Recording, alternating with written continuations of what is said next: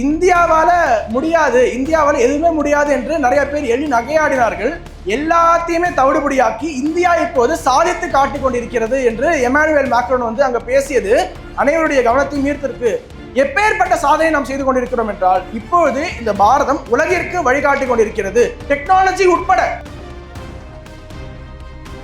எதற்காக 2047க்குள்ள நம்ம வளர்ச்சி அடைந்த பாரதம் என்ற இலக்கை இதனால 2047 ஏன் வச்சிருக்கோம் தெரியுமா? ஐயா ஸ்ரீவத்சன் ஐயா, அதாவது இன்னைக்கு ரொம்ப பரபரப்பா பேசக்கூடிய எல்லா விஷயங்களையும் அந்த சேனல்ல நம்ம பார்க்கலாம். அந்த சேனலுடைய பேரை ஐயாவே சொல்லுங்க, உங்களை பற்றி சொல்லுங்க. அவருக்கு தெய்வம் அறக்கட்டளை நிறுவனம் மரியாதை செய்யுங்க.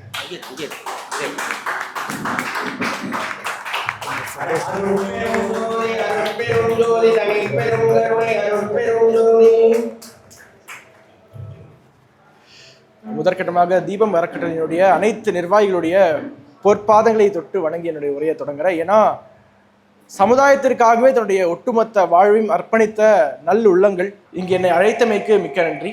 அறிமுகப்படுத்திக்க சொன்னாங்க, அனைவரும் பார்த்துருப்பீங்க. பேசு தமிழா பேசு அப்படிங்கிறது எங்களுடைய சேனல்.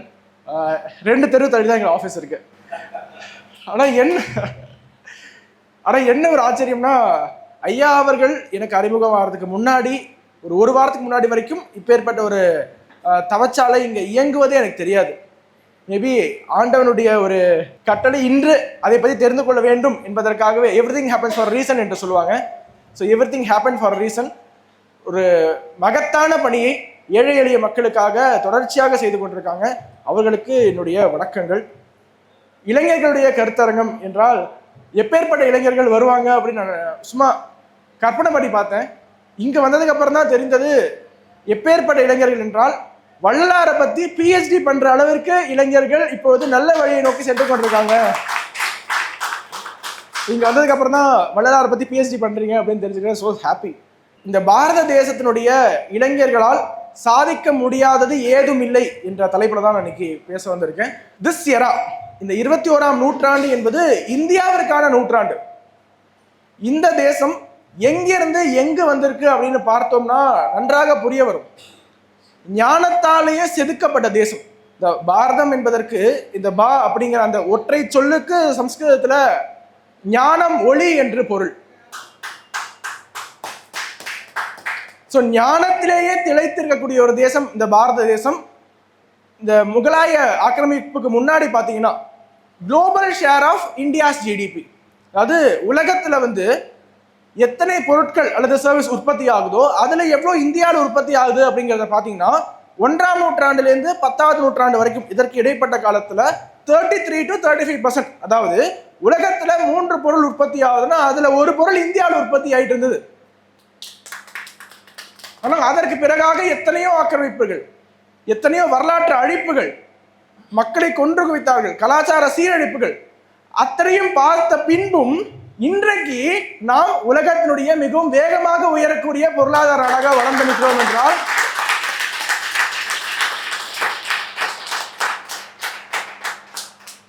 அது இளைஞர்களால் மட்டுமே சாத்தியமானது. இப்போது இந்தியாவுடைய இளைஞர்களால் சாதிக்க முடியாதது ஏதுமில்லை என்று உலகம் சொல்லிட்டு இருக்கு. எங்க போனாலும் எந்த ஒரு மல்டிநேஷனல் கம்பெனியாக இருந்தாலும் we want Indian origin CEOs அப்படிங்கிறாங்க. இந்தியன் ஆரிஜின் சிஇஓவால மட்டும்தான் இந்த கம்பெனியை திறமையாக திறன்பட வழிநடத்த முடியும் என்பது உலக நாடுகள் நம்புறாங்க. சும்மா ஒரு சுந்தர் பிச்சை, ஒரு சத்திய நாடெல்லா கிடையாது. எந்த கம்பெனி, எவ்வளவு பெரிய மல்டிநேஷனல் கம்பெனியாக எடுத்துக்கோங்க. இப்போ அமெரிக்காக்காரனுக்கு என்ன தெரியுமா ஒரு பயம், அமெரிக்காவில் பெரிய போராட்டம் யார் பண்ணிட்டு இருக்காங்க பார்த்தோம்னா, இந்த வெள்ளையர்கள், அமெரிக்க வாழ் வெள்ளையர்கள் அமெரிக்காவில் பூர்வக்குடிகள் இல்லை, அமெரிக்காவுடைய பூர்வக்குடிகள் வேற, அவர்களை அழித்து விட்டு தான் இவங்க வந்தாங்கிறது வேற கதை. பட் இருந்தாலும் நாங்கள் தான் பூர்வக்குடிகளை கிளைம் பண்ணிப்பாங்க.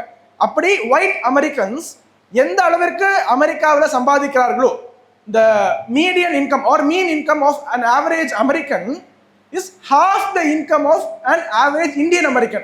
இந்தியாவிலிருந்து அங்கே புலம்பெயர்ந்து போயிருப்பார்கள் இல்லையா, அவங்க அமெரிக்காவில் சம்பாதிப்பதை விட ஒரு ஆவரேஜ் சராசரி அமெரிக்க வெள்ளையன் பாதிக்கு பாதி தான் சம்பாதித்துக் கொண்டிருக்கிறார் என்பது இந்தியாவுடைய அறிவுத்திறமை எவ்வளவு வளர்ந்திருக்கு என்பதை தாண்டி இன்னொரு விதமாக நாம் இதை புரிந்து கொள்ள வேண்டும். கொஞ்சம் கொஞ்சமாக இந்தியாவிலிருந்து பிரெயின் ட்ரெயின் ஆயிட்டு இருக்கு.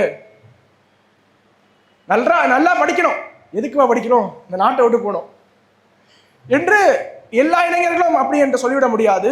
ஏதாவது ஒரு இன்ஃப்ளூயன்ஸ்னால எதையாவது பார்த்து மனம் மாறி இருக்கலாம். இல்ல அந்த நாட்டில் பாருங்க அப்படி லைஃப் ஸ்டைல் அப்படி இருக்கு, இப்படி லைஃப் ஸ்டைல் இப்படி இருக்கு, அங்க போனா நம்முடைய வாழ்க்கை அப்படியே தலைகீழாக மாறிவிடும் என்ற ஒரு நம்பிக்கையில ஒரு ஆசையில வெளிநாட்டுக்கு போய் சொந்த மண்ணை விட்டு மக்களை விட்டு மொழியை விட்டு எல்லாத்தையும் விட்டு அங்க போய் கொத்தடிமைகள் மாதிரி வேலை செய்து அந்த ஒரு இன்கமை ஈட்டுவதற்காக எதற்காக செல்ல வேண்டும்? என்ன வளம் இல்லை இந்த திருநாட்டில் என்பது போல இந்த திருநாட்டில் அனைத்து வளங்களும் இருக்கின்றன.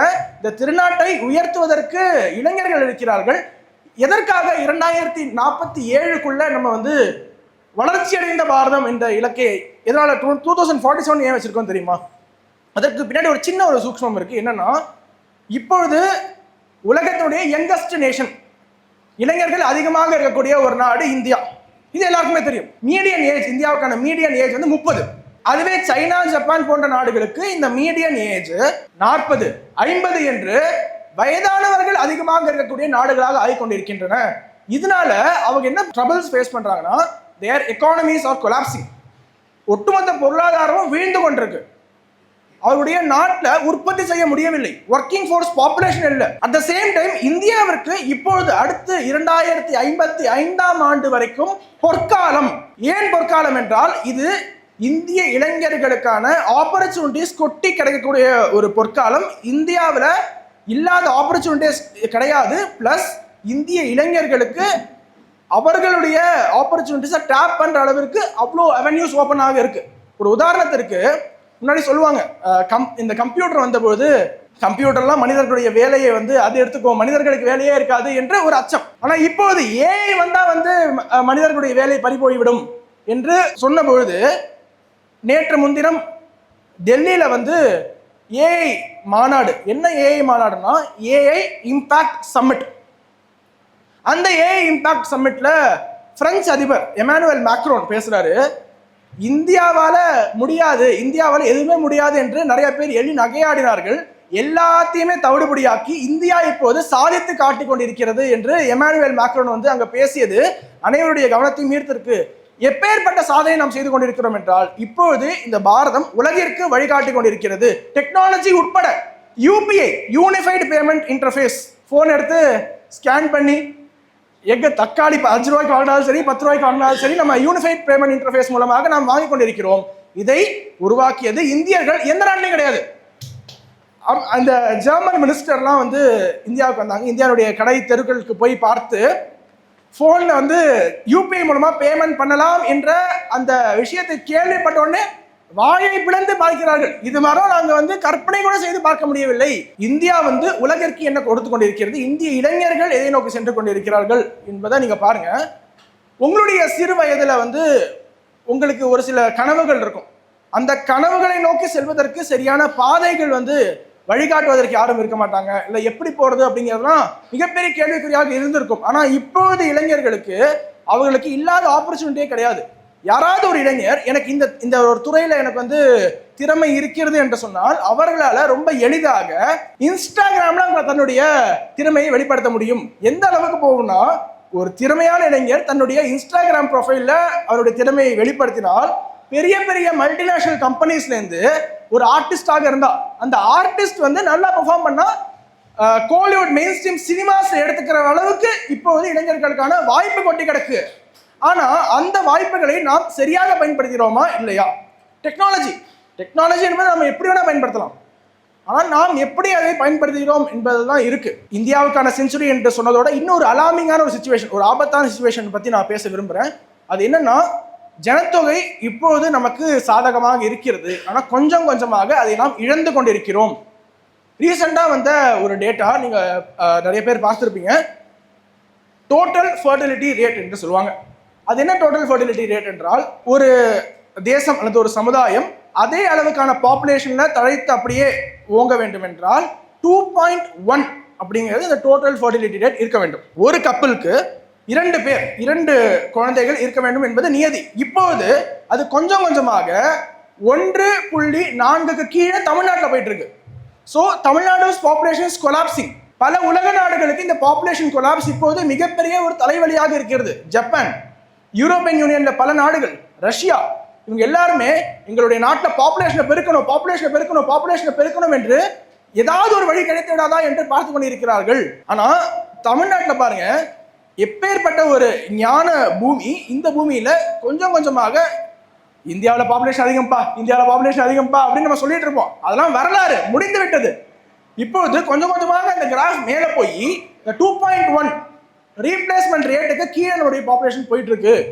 அதனாலதான் இந்த ஒரு பாப்புலேஷன் அட்வான்டேஜ் நமக்கு எதுவரை இருக்கும் என்றால் 2055 வரை இருக்கும். 2055க்கு முன்னாடி 2047க்குள்ளார எப்படியாவது நாம் அந்த வளர்ச்சி அடைந்த பாரதம் அனைத்து பாராமீட்டர்ஸையும் நம்ம வளர்ந்த நாளாக இருக்க வேண்டும் என்பதற்கான அந்த சூட்சுமம் 2047 என்று நம் இலக்கை வைத்திருப்பது. ஒன்று, சுதந்திரம் வாங்கி 100வது ஆண்டு ஒன்று. அதை தாண்டி இந்த டெமோகிராபிக் டிவிடெண்ட் நமக்கு ஃபேவராக இருக்கக்கூடிய இந்த ஆண்டு, இந்த காலகட்டத்தை நாம் எப்படி ஃபுல்லி மேக்ஸிமம் யூட்டிலைஸ் செய்ய போகிறோம் என்பதுதான் இருக்கு. எல்லா துறையிலையும் நம்ம கோல் வச்ச வேண்டும். சேட்டலைட் அனுப்புறதுலேருந்து விவசாயம் வரைக்கும், விவசாயத்திலிருந்து சேட்டலைட், அனைத்து துறைகளிலும் இந்தியா இப்போது சாதிக்க வேண்டும் என்றால் அடுத்து 2055ஆம் ஆண்டு வரை தான் நமக்கு இருக்கக்கூடிய அந்த விண்டோ. அதற்குள்ள இந்தியா பெரிய பெரிய கனவுகளை நாம் அச்சீவ் பண்ணியே ஆக வேண்டும். இதற்கு முன்னாடி இந்தியா வரலாற்று ரீதியாக நாம் பேசுகிறோம் என்றால் நிறைய சொல்லலாம். இந்தியா உலகிற்கு கொடுக்காததே கிடையாது. இந்த தேசத்தினுடைய அத்தனை கண்டுபிடிப்புகள் நிறைய இருக்கு. அதை பெரிதளவில் நாம் எய்தர் நம்முடைய பாடப்புத்தகங்கள் இல்லாமல் இருக்கலாம், அல்லது தெரிந்து கொள்ளாமல் இருந்திருக்கலாம், இருட்டடிப்பு செய்திருக்கலாம். ஒரு உதாரணத்திற்கு, எப்பேற்பட்ட ஒரு ஞான தேசமாக இருந்திருக்கிறோம் என்றால் இந்த பித்தகோரஸ் தியரம் என்று சொல்லுவாங்க, கேள்விப்பட்டிருக்கீங்களா?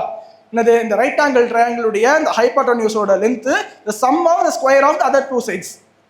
இதை பித்தகோரஸுக்கு பல நூற்றாண்டுகளுக்கு முன்னாடியே இந்த போதாயன சுல்ப சூத்திரம் அப்படிங்கிற ஒரு சூத்திரத்துல போதாயனாச்சாரியால் அது ரொம்ப தெளிவாக சொல்லியிருப்பார். ஃபிபனாக்கி சீரீஸ் என்று சொல்லுவாங்க. இந்த ஃபிபனாக்கி சீரீஸும் நம்மளுடைய இந்திய தேசத்தினுடைய ரிஷிகளால பல நூற்றாண்டுகளுக்கு முன்னாடியே சொல்லப்பட்டிருக்கு. இதே மாதிரிதான் பைனரி நம்பர்ஸ்னா என்ன? இப்போது கம்ப்யூட்டர்ஸ் இயங்கிக் கொண்டிருக்கக்கூடிய இந்த பைனரி நம்பர்ஸ், அதனுடைய லாங்குவேஜ் பிங்களாச்சாரியர் என்ற அந்த மாமுனிவரால் பல நூற்றாண்டுகளுக்கு முன்னாடியே பைனரி நம்பர்ஸ் பத்தி நம்ம பேச ஆரம்பிப்பதற்கு பல நூற்றாண்டுகளுக்கு முன்னாடியே he defined பைனரி நம்பர்ஸ். எப்படி எல்லாம் நாம் இந்த பைனரி நம்பர்ஸை யூஸ் பண்ணணும் என்று. இது எல்லாமே பழங்கால கதை. த சேம் டைம் இதை நம்ம மறந்து விடாமல் இதையும் கேரி பண்ணிக்கிட்டு இப்போ இருக்கக்கூடிய மாடர்ன் டெக்னாலஜியை நம்ம எப்படி அடாப்ட் பண்ணிக்கிட்டு we are going forward என்பதுதான் இருக்கு. அதற்கு இப்போது இருக்கக்கூடிய இளைஞர்களுக்கு வாய்ப்பு கொடி கிடக்கு. வயது இருக்கிறது, சரியான வழிகாட்டுதல் இருக்கிறதா என்பதுதான் கேள்வி. இப்போது இருக்கக்கூடிய இளைஞர்களுக்கு சரியான வழிகாட்டுதல் இருந்தால் அவர்களால் சாதிக்க முடியாதது என்பது எதுவுமே கிடையாது. இந்த இளைஞர்களுக்கு, இப்போது இருக்கக்கூடிய இளைஞர்களுக்கு தேசபக்தி இல்லைன்னு நிறைய பேருக்கு ஒப்பீனியன் இருக்கலாம். நான் அதுல மாறுபடுகிறேன். ஏனென்றால் இப்போது இருக்கக்கூடிய இளைஞர்களுக்கு இருக்கிற அளவுக்கு தேசபக்தி வேறு எந்த ஜெனரேஷனுக்கும் இருந்தது கிடையாது என்று என்னுடைய கருத்து. ஏனென்றால் அவன் என்ன செய்யறான், இந்த நாட்டினுடைய எந்த பிரச்சனையாக இருந்தாலும் அதை தீர்ப்பதற்கு என்னால் ஏதாவது செய்ய முடியுமா என்று அவன் தன்னாலான முயற்சியை எடுக்கிறான். எப்படி?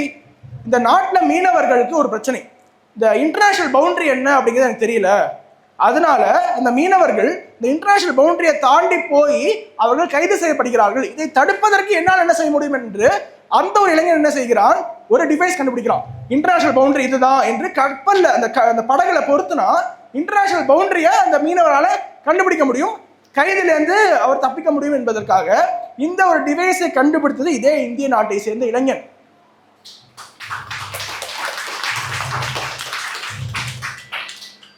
இன்னும் நிறைய செய்திகள் நீங்க பார்த்திருப்பீங்க. தன்னுடைய நெருங்கிய உறவினர்கள் யாருக்கோ சடனா ஹார்ட் அட்டாக் வந்ததுங்கிறதுக்காக ஹார்ட் அட்டாக்க அந்த அறிகுறிகளை முன்னாடியே ப்ரெடிக்ட் பண்ணி அதை தடுப்பதற்காக ஒரு டிவைஸை கண்டுபிடித்ததும் இதே இளைஞர்கள் தான். இந்த தேசத்தினுடைய இளைஞர்கள் சமுதாயத்தின் மீதும் தேசத்தின் மீதும் அளவு கடந்த பற்று கொண்டிருக்கிறார்கள், அளவு கடந்த பக்தி கொண்டிருக்கிறார்கள், அளவு கடந்த ஒரு தேசபக்தியோடு இருக்கிறார்கள். அவர்களுக்கு சரியான கைடன்ஸ் தான் தேவை. சிறு வயதிலே தவறான ஒரு கைடன்ஸ் இருந்துவிட்டால் இந்த நாட்டில் ஒண்ணுமே இல்லைப்பா, இந்த தேசமே வேஸ்ட், எப்படியாவது வெளிநாடுகளுக்கு தப்பி செல்ல வேண்டும் என்றுதான் அவர்களுக்கு ஒரு எண்ணம் இருக்கும். ஆனால் சரியான வழிகாட்டுதல் மட்டும் இருந்தால் இந்திய இளைஞர்களால் சாதிக்க முடியாதது ஏதும் இல்லை. நிறைய பேச வேண்டும் என்ற ஆசை, ஆனால் நேரம் கருதி இதோடு நிறைவு செய்து கொள்கிறேன். நன்றி, வணக்கம். பத்தி எவ்வளவு விஷயங்கள்